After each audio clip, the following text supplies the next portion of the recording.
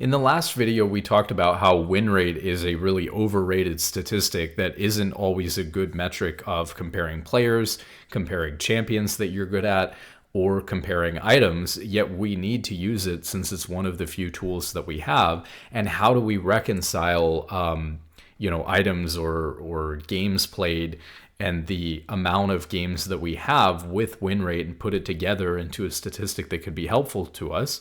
And so what I want to talk about is a tool that I've been using more and more recently, which is confidence intervals. And so we're going to show how we can look at some items, some of the pitfalls and things to keep in mind with using this statistic as a tool like anything else. And we're going to look at some examples of trying to figure out what champions we might be good or bad at using this. So for one thing here, we can see on Nautilus that there's a bit of a situation with the support item. And the support item is a great item to use confidence intervals on because there's no cost difference. And while items can be compared to using confidence intervals, if you're generally comparing regular items, one of the issues that you run into is confidence intervals aren't going to tell you whether items synergize well with each other. If you're building multiple items in a row using this, they're not going to tell you, if an item's good in a really certain situation, and that's why it's being built and has a higher win rate, it could miss that. So for example, down here with Locket versus Knight's Vow might have a high enough win rate that it says, that the confidence interval is high for Knight's Vow and lower for Locket. And so you might think, you should always go Knight's Vow. And it's the same problem, which is you have to understand the context of the reason why Knight's Vow has a high win rate and therefore a decent confidence interval is because of the fact that it's built in winning situations. So it's still not going to help you with everything, but there are certain things like summoner spell choices between summoner spells that have slightly higher win rates but lower sample sizes, or support items and things like that where the cost is non-existent or the same amount. Where it can be really helpful to kind of help you think about itemization. And then it's also super useful for thinking about what champions you're good at. So what we can do is we can go to an AI, and I know a lot of people don't like using this, but I've double checked the math on this example, and the AI actually does a better job than a lot of confidence interval calculators I've looked up, because there's a different way of calculating confidence intervals for win rates as opposed to like population data and stuff like that. So you get into the weeds there. But for some reason, a lot of people don't trust the AI to calculate it. It's totally fine. I'm sure you could follow the equations here and double check it. So what we can see here is that I'm running a confidence interval for the 3 support items that you might go on Nautilus to get an idea of what's going on between the 3. So we're much more confident with the win rate for Celestial Opposition because there's so many games that its sample size is very accurate. And so we're going to get a very small range of win rates that it could actually be. And then for Bloodsong, we're going to have a much wider range of what the win rate is likely to be, the true win rate on the item, because it has a lot less of a sample. Basically, what this is going to output is on these 3 different items, we're 95% certain, or in 95% of scenarios. In 95% of scenarios, the true win rate is going to fall somewhere between these 2 numbers.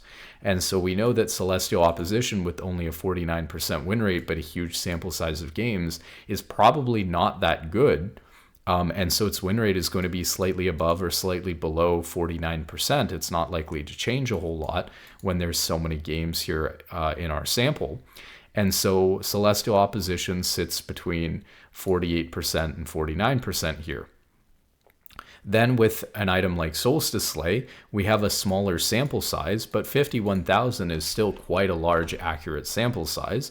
And so we can see here that it sits between 51.03% and 51.89%. So really the way that you would then go about comparing these is there's 2 ways.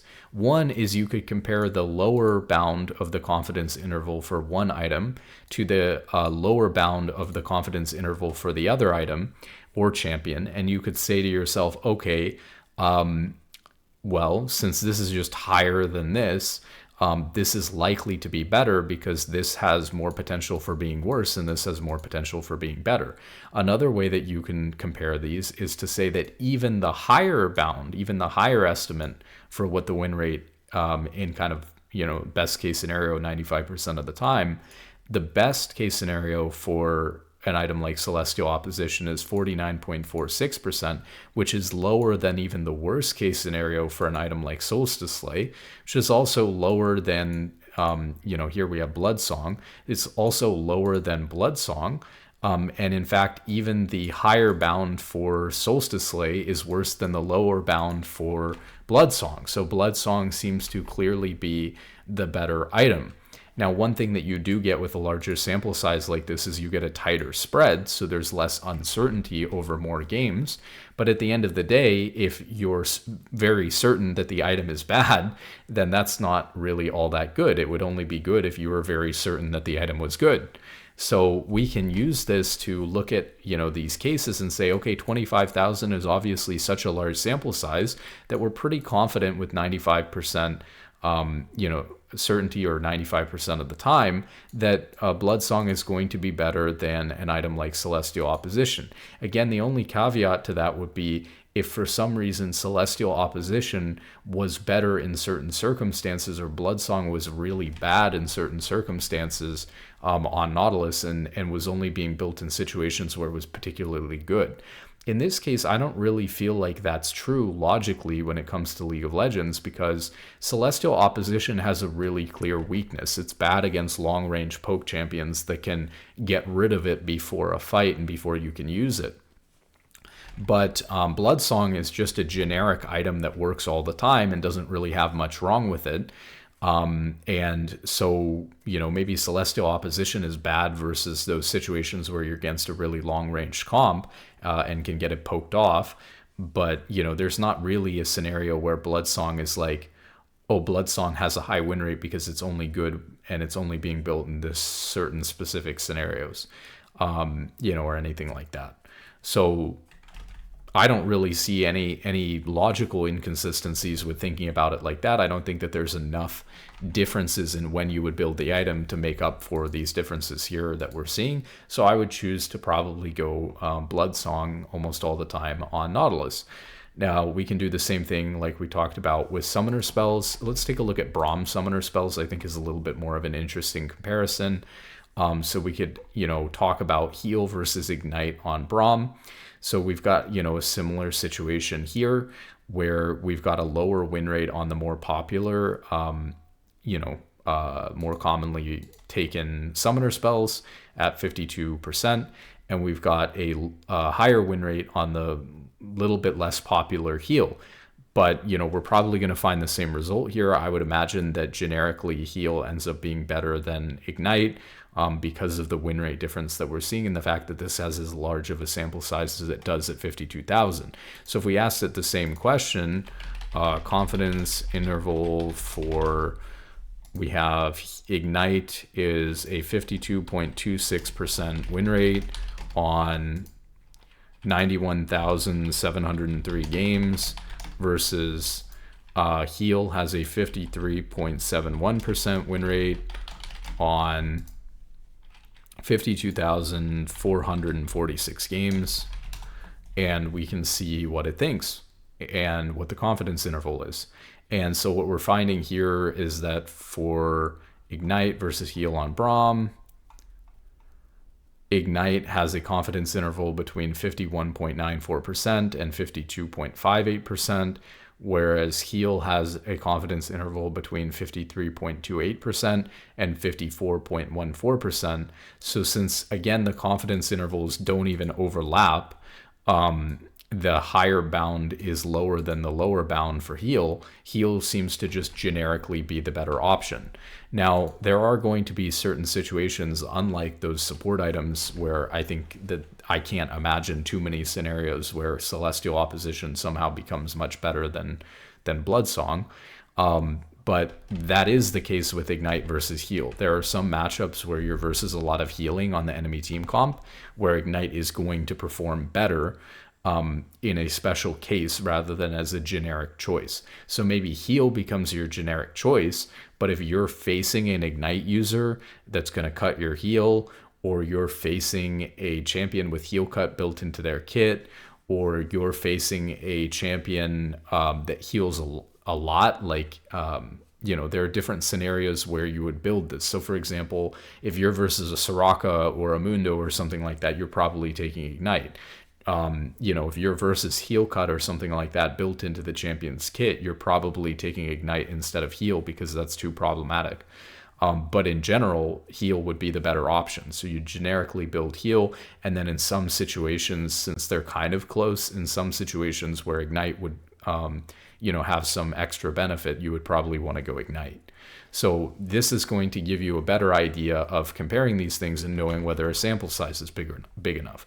One thing I wanted to run was a comparison with something. So let's see if we can find an item to compare to Locket that's got like a small but reasonably large sample size. Let's do Trailblazer. I think Trailblazer is kind of an interesting one, or maybe even Frozen Heart. So let's try both. So obviously items, comparing main items like this, there are cost differences as well that we really have to take into account for sure. Like we talked about before, you're going to have a higher win rate when your item cost is higher because it just means that you have more gold. So let's compare, for example, Locket. So Locket has a 53.43% win rate on 160,386 games versus an item like Trailblazer. Let's do Trailblazer. Well, let's do both. Let's do Frozen Heart and Trailblazer versus 54.48% on 1,149 games versus Trailblazer has 54.52% on 598 games. So let's see what we get. So we have to keep in mind the cost differences between the items for sure. And that, of course, Frozen Heart is going to be built in specific scenarios where you're against probably like double AD bot lane, maybe a lot of attack speed oriented champions on the other team. So you can see that this is being built, for every 160 games, Locket's being built, Frozen Heart's being built once. And there are other options that people are going as well. So this is being built well less than 1% of the time as a first item on Braum. Well, if you find that 0.01% scenario where they do have, multiple attack speed champions on the other team in multiple roles, and you're against double AD bot, all of a sudden in that situation, of course, Frozen Heart is going to be better. It's also more expensive. So building it first should net a higher win rate if people are building first at the right times. So what we get here is that for Locket, we're between, 53%. And for an item like Frozen Heart, we're between 51.6% and 57%. So we're starting to see here, for example, something we hadn't seen before, which is what do you do if there's overlap? So obviously, this is just not a big enough sample size to really conclusively say one way or the other whether Frozen Heart's better than Locket as a first item, because the sample size is small enough that our range is so big that we're above and below the upper and lower bound for Locket. So Frozen Heart is just clearly, we don't know. And it's the same thing with Trailblazer. We're just outside of the bounds and we don't know. One thing that's interesting to talk about that we haven't seen in an example is, what if you have a situation where the lower bound for the second item or summoner spell that you're comparing is better than the lower bound for the other one, so it's probably better, but it's not higher than the upper bound for the first item. So in other words, Locket could potentially be better, but it seems like on average the second one is a little bit better. We just don't have a big enough sample size to say conclusively that it's entirely better than the other one. Then it gets a little bit, I guess more in between, where you're like, the second item is probably better if its lower bound is bigger than the first item's lower bound. But if the second item's lower bound is not higher than the first item's upper bound, then you're running into a situation where you're just not sure, right? It's not definitively better than the other one. It's probably better than the other one, but your sample size isn't quite big enough to definitively say. So basically, with situations like this, you can use this to compare items, and we'll talk about how you can use it here to compare champions. Sorry, I flashbang people every time I pull up this document. The lower bound here and the upper bound, I had it run for all of my champions. And we'll notice that there's a few outliers here, some problems that come up. And, I asked it about this, and essentially the equation that it uses breaks down at very, very small sample sizes. But as long as you have a reasonable number of games played on your champion or whatever, it works totally fine. So it really breaks down because it shouldn't be possible to have a negative win rate, right? You can only have a lower bound of 0%.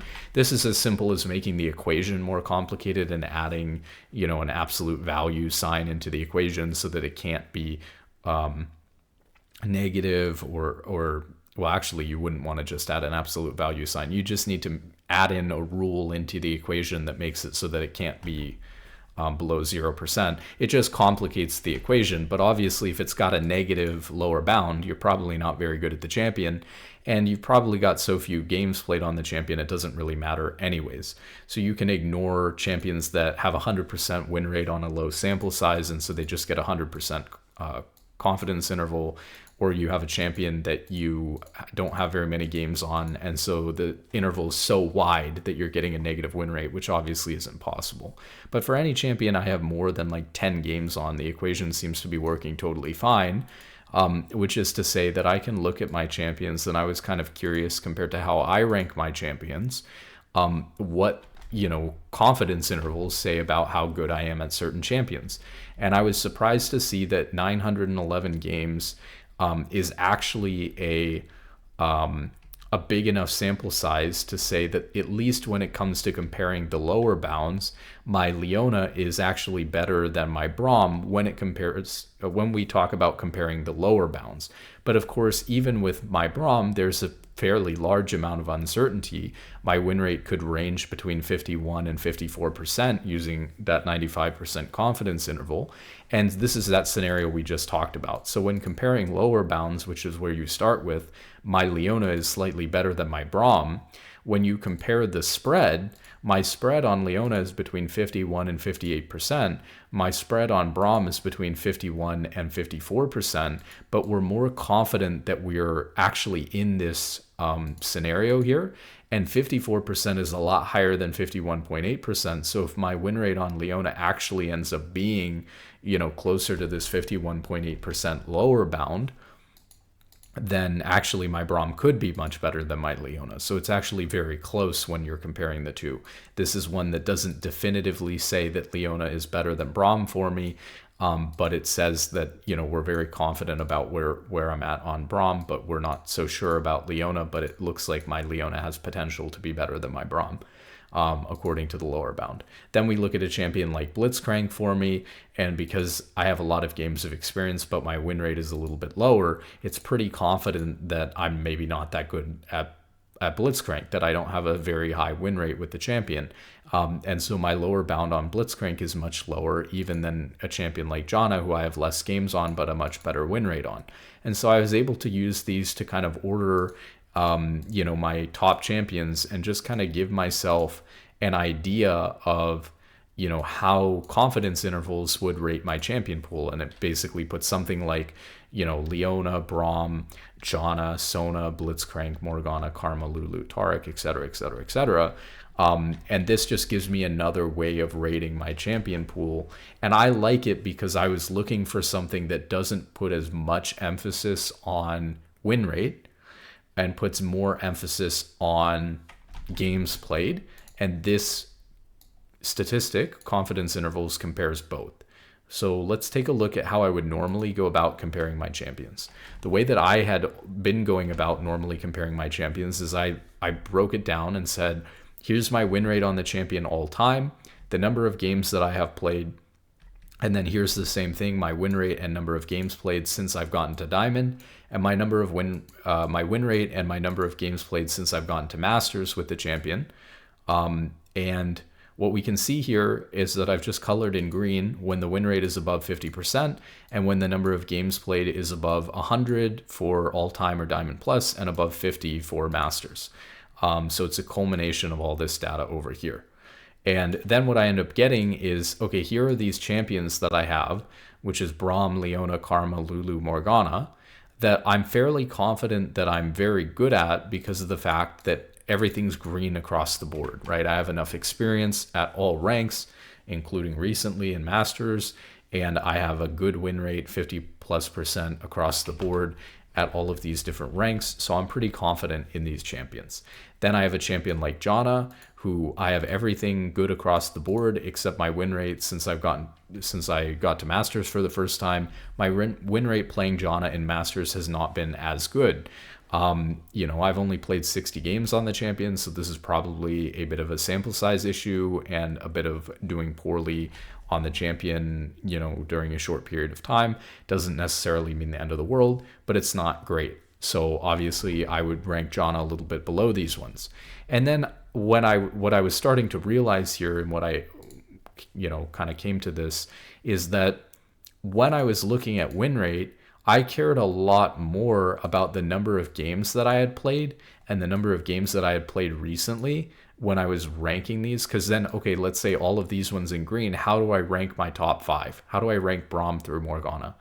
A lot of it just comes down to having more games of experience. Of course, the champion I feel the most comfortable with and think I'm the best at is Braum because I have so much more experience. It doesn't really matter that I have a higher win rate with Lulu in Masters Plus when I have 3,500 games versus 171.